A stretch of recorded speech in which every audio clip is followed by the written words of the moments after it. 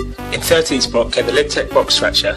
We're not surprised by this, as it's aimed at heavier riders with big feet, and none of the riders on the test really fitted into that category. You can see this by looking at the low scores for pressability, forgiveness, manoeuvrability and catchiness. A heavier rider would have been able to flex the board far more, making presses and turning easier. They'd also find the board less catchy. In short, we'd recommend this to a heavier, big-footed rider. For those of you who have smaller feet and are lighter, there are more appropriate jib boards on the market. For those reasons, the Box Scratcher gets a jibability rating of 67 out of 100. In 12th spot came the Dinosaurs Will Die Rat Meat. By looking at the graph, you can see this board was very easy to manoeuvre at low speeds, it was forgiving and had a good amount of pop, even at low speeds.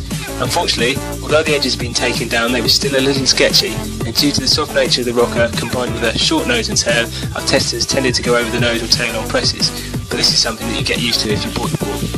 Finally, due to the soft flex and rocker combination of off-centre landings, were quite difficult to hold on to. If you want to progress on bigger jumps, then this isn't a deck for you. This really is a board for indoor slopes or small jib-specific parks. For those reasons, the Rat Meat scores a jibability rating of 69 out of 100. Next up in 11th spot came the K2 Worldwide Weapon. This board scored well on catchiness, meaning it isn't catchy, pressability and manoeuvrability. These are all useful characteristics if you're going to be hitting rails and boxes. Unfortunately, due to these characteristics, the Worldwide Weapon didn't perform well on off-centre landings and the grip on ice was slightly compromised. Again, a good buy if you're riding indoor or you want a jib-specific deck for hitting boxes and rails on those slushy spring days.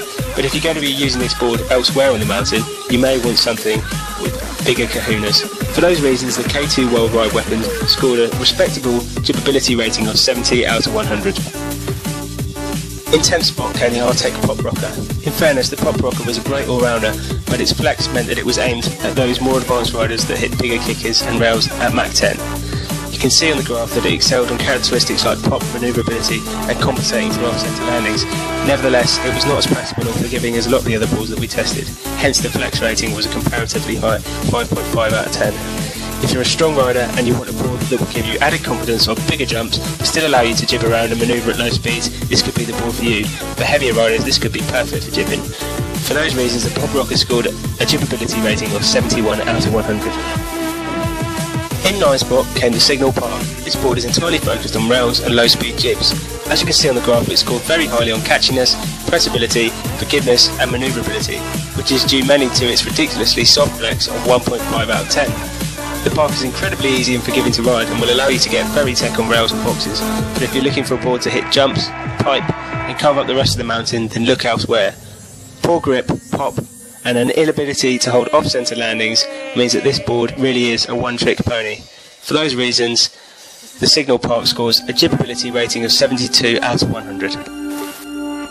In 8th place came the Salomon Salamander. The Salamander scored highly on all of the more jib-specific characteristics like pressability, catchiness, forgiveness and manoeuvrability. It also didn't seem to compromise too much on pop and grip, but like a lot of the softer boards on the test, it wasn't particularly strong on off-centre landings. That said, the Salamander is an awesome board for rails and boxes due to the locked-on feeling which you get from zero camber, and it's also pretty good for bombing around the mountain and hitting small to medium-sized jumps. For those reasons, the Salamander scores a very respectable jibability rating of 75 out of 100. The Academy Propaganda landed in equal 6th place. This board is a great all-rounder which performed consistently well on all measured characteristics.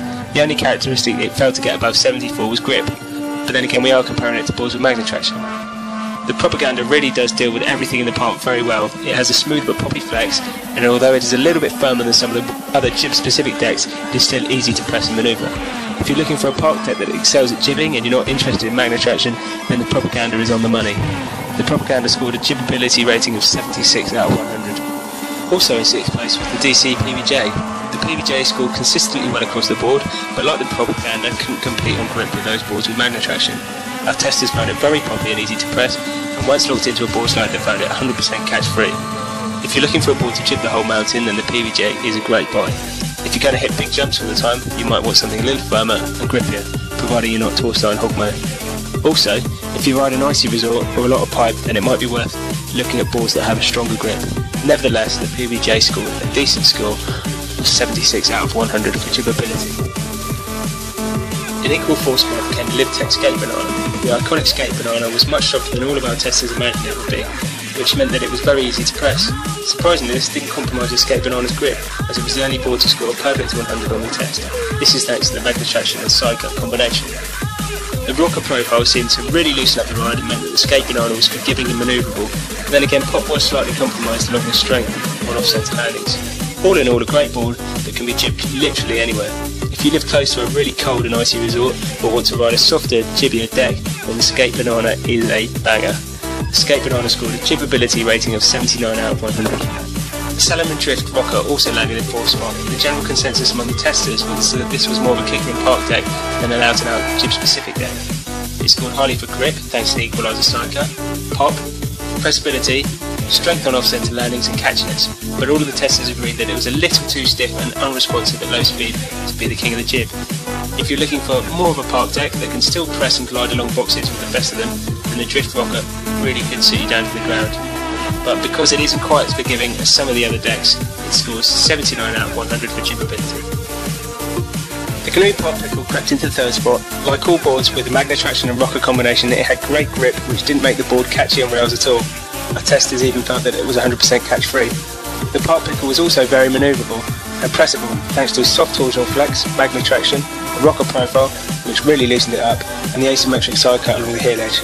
Surprisingly, although the board had comparatively stiff flex, 5 out of 10, our testers felt it could have had a little more pop and could have held on to off-centre landings a little better, but it's very hard to find the balance between manoeuvrability through a softer torsional strength and strength on off-centre landings. All in all, the Pop Pickle was a real surprise. We're pleased it has made it into the top 3 jib boards of the night with a jibbability score of 80 out of 100. In 2nd spot came the Canoe Street Series. Although our testers all rode a 149, which is a lot shorter than their usual ride, they all found the Street Series was a great jib board.